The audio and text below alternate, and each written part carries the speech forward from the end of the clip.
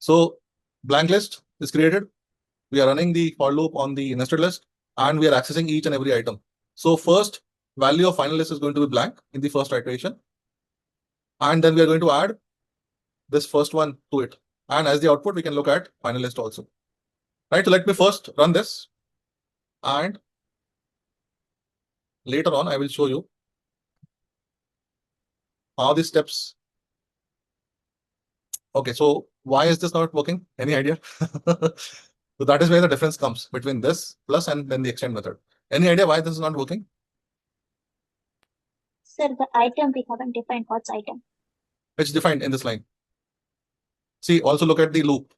Cell number 22, you can look at what is each item. So we are doing this addition, but we are not updating final list. Are you with me? In every for loop iteration, we are doing addition. But am I doing updation of final list also? No. Why? Because by doing a simple plus, I'm not overwriting the left list. Am I? No. Are you with me, people? And just look at this example. L1 dot extend L2. In this, automatically L1 was updated. L1 was updated automatically, which is where I could see the 4 numbers in L1. But here, automatically updation is not happening. Are you with me? Yes, sir. Final list is not getting updated on its own. So that's the crucial difference that we should know. Okay, just be with me. I know it may not be very clear, but just be with me. Just keep some patience. I will show you exactly what is happening, right? So if I do something like this, right? So look at what is happening here on the RHS. First iteration, final list is blank, correct? First iteration. Iteration number 1, and let's write down the iterations, okay? So my iteration 1. Okay, and let's put some names also. And this is your final list. Okay, so I'm just making a table, and this is what you should also learn over time. Right? So for a for loop, you can always have results printed as per different iterations. So I'm saying iteration number 1. What will be the value of final list? Can you tell me? What is the value of final list? So blank. It's a blank list. What is the value of item? 91. First, this one, right? 89 and then 75. Okay. And I am trying to add the two, this one and this one. So both of these are going to get added. In the first iteration, I'm writing both the values, and I can see I have a blank list on the left, final list, and I have a list with 3 items here. And I'm trying to add the two. So this is going to give me this list only, right? This one. And this is something I will save inside final list. Okay, now let's go to the other iteration. Value of final list is what? It is now updated. Correct? Yes. This is ITR 2. What is the value of item? It is now this second one. Right? So in the second iteration, I have final list as this one is this, and I will just simply add, which is going to give me the final list of 6 numbers, correct? And that is how it will update. Is this clear? Step by step. Yes, sir. Right. So I think this is what gives a lot of clarity. So which is where you should also start drawing something like this. As rows have different iterations, as columns have different variables. Whatever variables you are using in the for loop, have them, and then things will start making sense. So in this code execution, if I let's run this, then again it will start with a blank list. But now we are storing values inside final list by using this assignment operation.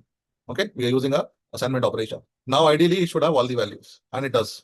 Starting with 91, 89, 75, 40, 94, and last 3, 54, 49, 86. So it does create a flattened list.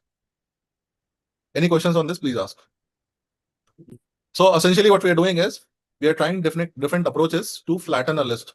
Right? The overall question is, if I have a nested list like this, then how do I get all the values in a single simple list?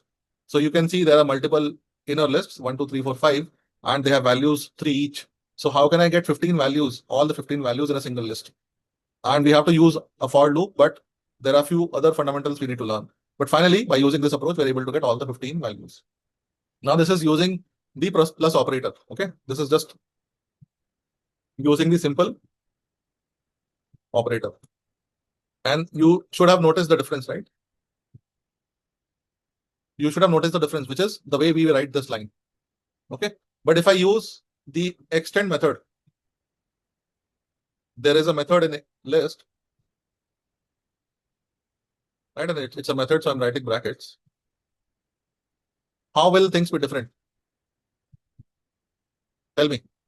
If I use again something like this, so how things will be different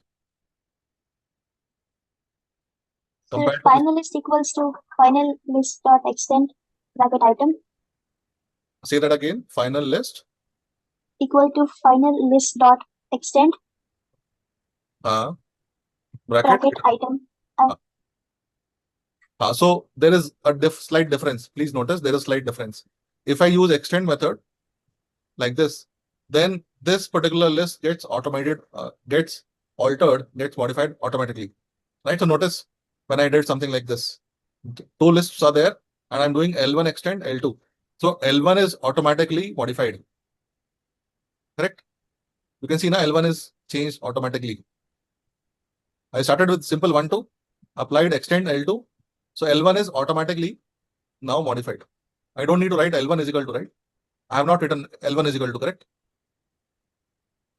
I have not written something like this, correct? So same thing I will Yes, sir. not do here. Make sense? Now tell me the changed expression. In this line, what do I do different?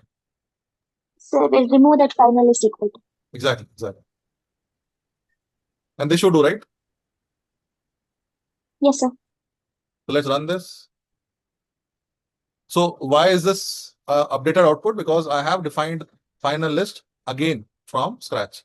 I have defined final list as blank and then run this below loop. So this output that I'm seeing here is the output from this operation. Okay, or I can just change the name. Let's say this is flattened list. So no change whatsoever. Right, so difference is clear. How the flattening can happen by using extend method and the plus operator, but the way you will use them is different. Is it clear to everyone? Difference? Yes, sir. Right, so do also remember that some of the methods work like that only. And now you know the append method, and now you know the extend method also. Right? There are two methods that you know very well from lists, as well as the count method. Count method was also taught now last time. So there are three methods that you already know: count, append, and extend. Right? And one peculiar thing about extend method is that it updates the list on which it is applied.